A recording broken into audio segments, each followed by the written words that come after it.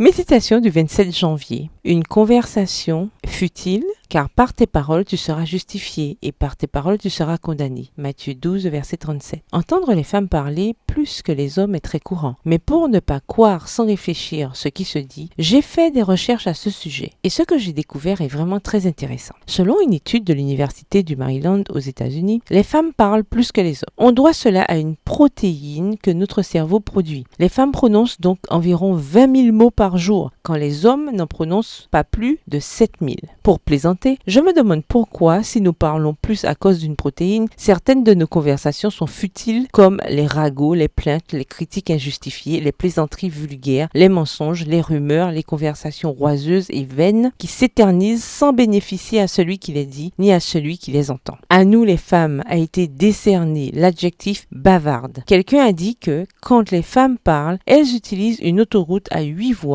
pour exprimer et traiter leurs émotions, alors que les hommes n'ont besoin que d'une petite route rurale. Si c'est le cas, nous avons une grande responsabilité quant à la façon dont nous parlons. Il est évident que tout ce que nous disons révèle qui nous sommes, et qui nous sommes aura une incidence sur nos actions. Nous lisons dans la Bible, la langue aussi est comme une flamme. C'est là que le mal habite. Elle fait partie de notre corps et elle le salit tout entier. Jacques 3, le verset 6 de la version Parole de vie. Les conversations futiles érodent la réputation de la personne dont on parle, mais aussi de celle qui parle. Le bouche à oreille détruit des vies. Les mots prononcés avec sarcasme écrasent la dignité personnelle et les mots vulgaires sont non seulement une violation du langage lui-même, mais aussi une offense faite à Dieu. Les dires nous rabaissent dans notre condition d'être créé à son image. Aujourd'hui, ne comptez pas vos mots, souciez-vous de leur effet et demandez à Dieu de les sanctifier. Tenez compte du fait que, premièrement, ce que vous dites peut être bon pour vous, mais mauvais pour les autres. Deuxièmement, plaisanter aux dépens de la dignité des autres est immoral. Troisièmement, les plaintes constantes corrompent